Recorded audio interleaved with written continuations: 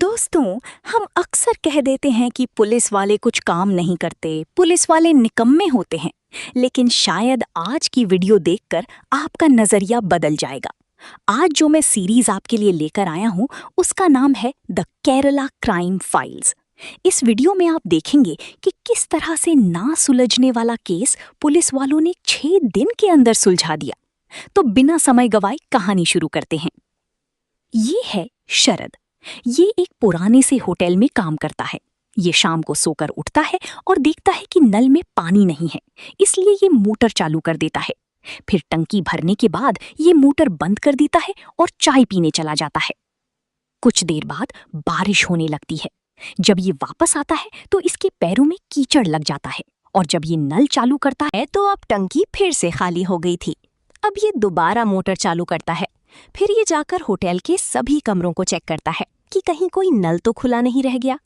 तभी उसकी नजर एक कमरे पर जाती है जिसके नीचे से पानी बहकर बाहर निकल रहा था। जब शरद वहां जाकर चेक करता है तो देखता है वो कमरा बाहर से बंद था। फिर वो उस कमरे की खिड़की खोलकर देखता है और अंदर का नजारा देखकर घबरा जाता है, क्योंकि वहां बाथरूम में एक औरत की लाश पड़ी थी और नल खुले थे। फिर वो पुलिस स्टेशन में फोन करता है और इस घटना के बारे में बताता है। फिर सब इंस्पेक्टर मनोज अपनी टीम को लेकर वहां पहुंचता है। वहां उसका सीनियर सीआई कुरियन आवरण भी आया हुआ था। वे देखते हैं कि इस औरत को उसकी साड़ी से ही गला घोटकर मारा गया है। फिर मनोज कैमरामैन को उसका क्लोज फोटो लेने के लिए कहता है। वहां कमरे में कुछ बचा हुआ खाना भी पड़ा था, लेकिन किसी होटल या दुकान का बिल नहीं था। सीआई कहता है कि खाना आसपास के ही किसी होटल से मंगवाया होगा, पूछताछ करो। अब तक पुलिस ने अंदाजा लगाया था कि ये औरत सेवकर है, इसी कारण से किसी नेता पार्टी का दबाव भी नहीं पड़ने वाला। फिर वे सब जाकर शरद से पूछताछ करते हैं। शरद उन्हें शुरू से लेकर अंत तक सारी कहानी बताता है। वो बताता है कि उस लड़की के साथ एक आदमी भी आया था और वो यहाँ पहली बार आया था। 1 बजे उन लोगों ने कमरा लिया था और करीब 5 बजे वो आदमी चला गया था, लेकिन जाने से पहले वो 2-3 बार नीचे आया था। उसकी उम्र करीब 30 से 35 साल की होगी। सुनील कहता है, सर रजिस्टर में केवल नाम लिखा है सीजू और एक पता लिखा है जो नीम करा का है, लेकिन कोई पहचान पत्र नहीं है। शरद बताता है कि अगर हम पहचान पत्र मांगेंगे तो यहाँ कोई नहीं आएगा। फिर सब इंस्पेक्टर मनोज को जो पता मिला था उस इलाके के पुलिस थाने में जानकारी मांगने को कहता है और कहता है कि उसकी फोटो का पता लगाओ। अगर फोटो मिल जाए तो सभी पुलिस थानों में भेज देना और सुबह तक बॉडी को पोस्टमार्टम के लिए भेज देना।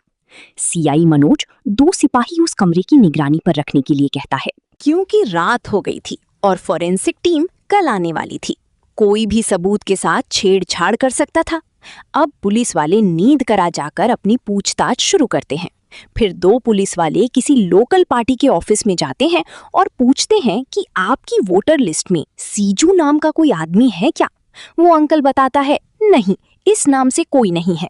सब इंस्पेक्टर मनोज भी प्रदीप जी के साथ उस लड़की की फोटो दिखाकर पूछताछ कर रहा था।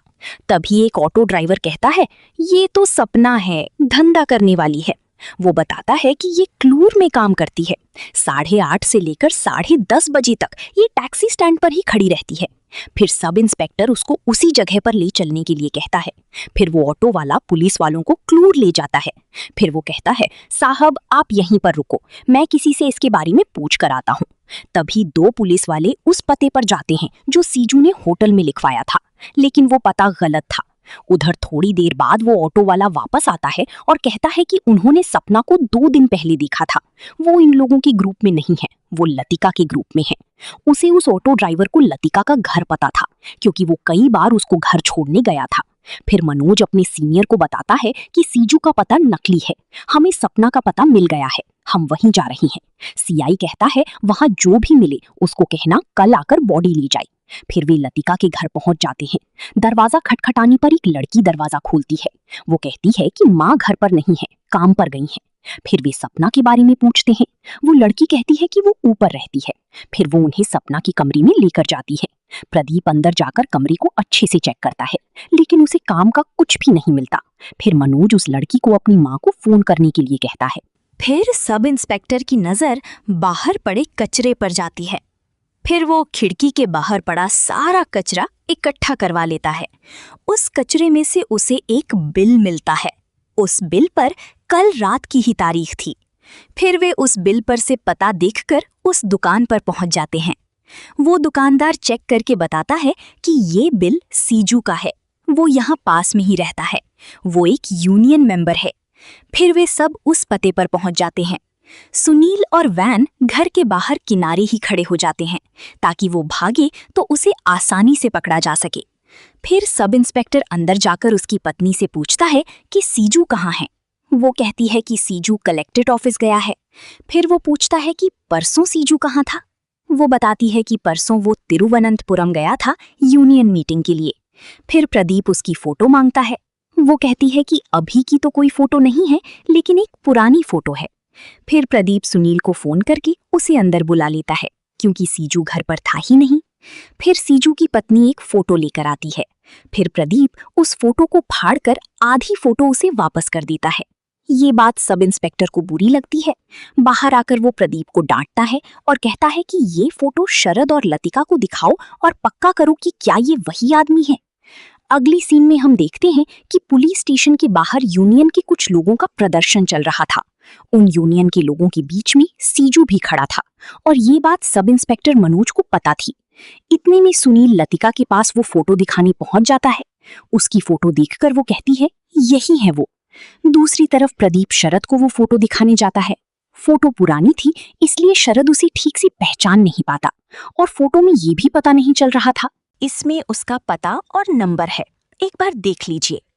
फिर सुनील कहता है हम दूसरी चौकी से हैं, आप यहाँ के स्थानीय पुलिस स्टेशन में जाकर शिकायत करो, आपका मामला हल हो जाएगा। अब सब इंस्पेक्टर सीजू के नंबर की कॉल डिटेल निकलवा लेता है। उसमें से ज्यादातर आने वाले कॉल थे और जिन नंबर से फोन आए थे उनमें से 2 नंबर अभी भी चालू थे। फिर जो नंबर चालू थे वे उसका पता लगाकर उस पते पर पहुंच जाते हैं। उनमें से एक डांस कोचिंग स्कूल का नंबर था। टीचर बताती है कि ये स्कूल पहले कोची में हुआ करता था। स्कूल के पास एक होटल हुआ करता था, होटल अमीरा। वहां से हम चाय मंगवाते थे। वहां एक सीजू नाम का लड़का काम करता था। अक्सर हम उसी को फोन करते थे और वो चाय दी जाता था। दूसरा नंबर एक आदमी का था। वो पहले इंटरकॉम कंपनी में काम करता था। वो अक्सर लोगों को फोन करके अपने प्लान समझाया करता था। उसी दौरान उसने सीजू को भी फोन किए थे। जो मोबाइल नंबर उसकी कंपनी वाले देते थे उसकी ड्यूटी थी उन्हीं नंबरों पर कॉल करना। मनोज टीचर से पूछता है क्या आपको कभी सीजू के खिलाफ कोई शिकायत मिली। टीचर कहती है नहीं, वो आता था और चाय देकर चला जाता था, उसके अलावा कुछ भी नहीं। फिर भी पुलिस वाले कोची जाते हैं ताकि होटल अमीरा में पूछताछ कर सकें। सब इंस्पेक्टर होटल स्टाफ से पूछता है तुम में से सीजू कौन है। होटल मालिक बताता है कि वो पहले यहाँ काम करता था। होटल के मालिक के पास उसका पता तो नहीं था लेकिन फोन नंबर था और ये वही नंबर था जो उन्हें लॉज से मिला था। फिर जिसने यहाँ सीजू को नौकरी दिलवाई थी, अशरफ, उसका नंबर मिल जाता। फिर प्रदीप एक सुपरमार्केट में लतिका से मिलने जाता है। वो वहां पर काम करती थी।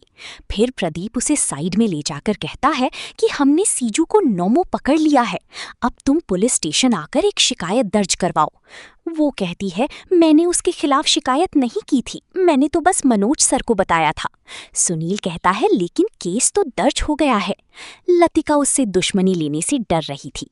उसे लग रहा था कि पुलिस वाले इस केस में उसे जबरदस्ती फंसा रहे हैं। फिर प्रदीप उसे समझाता है कि तुम्हारे कारण आज मनोज सर की नौकरी जाने वाली है, अगर तुम उसकी मदद करोगी तो उसकी नौकरी बच जाएगी। फिर दोनों लतिका को अपनी बातों में मना लेते हैं। फिर प्रदीप और सुनील लतिका को लेकर पुलिस स्टेशन आते हैं। वे लतिका से लिखित रूप में शिकायत लेते हैं और मामला दर्ज कर लेते हैं। प्रदीप ने ऐसी चाल चली थी जिससे मनोज की नौकरी भी बच गई और सीजू भी लंबे समय के लिए अंदर जाने वाला था। फिर वो वही शिकायत लेकर सीआई गुस्से में स्टेशन से बाहर जाता है और सबको कहता है कि एक महिला के साथ गलत व्यवहार करने और उसकी इज्जत पर हमला करने के जुर्म में पुलिस ने सीजू को पकड़ा है और अगर तुम लोग 1 मिनट के अंदर पुलिस स्टेशन से बाहर नहीं निकले तो आप लोगों पर भी कार्रवाई होगी। अब सब लोग वहां से चले गए थे, लेकिन वेणु अभी भी कंप्यूटर में उन लोगों की एंट्री कर रहा था जिन्होंने बस में पकड़े गए चोर के खिलाफ गवाही दी थी। उनमें से एक नाम सीजू भी था और पता भी वही था जो उसने शरद को होटल का कमरा लेते समय लिखवाया था। इसका मतलब असली सीजू अभी भी बाहर खुला घूम रहा था। वो उसी बस में था जो अभी अभी पुलिस स्टेशन से निकली थी, और जो सीजू बस के अंदर था वो गंजा भी था। जब वो बस वाली बात एसपी को पता चलती है तब उनकी हालत खराब हो गई थी। अब पूरे स्टाफ को पता चल गया था कि मनोज को सीआई से डांट पड़ी है। इस बात से सीजू भी खुश था। सीआई प्रदीप से कहता है कि आप तो काफी अनुभवी हैं, आपने उसे क्यों नहीं समझाया? अगर उसे घर से उठाया होता तो बात दब जाती, लेकिन अब वे मनोज को निलंबित करके ही मानेंगे। 1 हफ्ता पहले ही उसकी शादी हुई है, मामला मेरी समझ से बाहर है। वहां बस के सभी यात्रियों का बयान लिया जा रहा था और इस प्रक्रिया में रात हो जाती है। फिर प्रदीप वापस सीआई के पास जाता है और कहता है कि सीजू ने लतिका को मारा था और ये बात उसने खुद पुलिस स्टेशन में आकर मनोज को बताई थी, तो हम इस आधार पर उसे पूछताछ के लिए उठा सकते हैं। उसके ऊपर 5-7 धाराएं लगाएंगी और ऐसे मनोज सर भी निलंबित नहीं होंगे। फिर सीआई कहता है कि पुलिस वालों को परेशान करने के जुर्म में 1-2 धाराएं और लगाओ साले पर। आज प्रदीप के अनुभव ने सब इंस्पेक्टर मनोज को बचा लिया था। फिर प्रदीप एक सुपरमार्केट में लतिका से मिलने जाता है, वो वहां पर काम करती थी।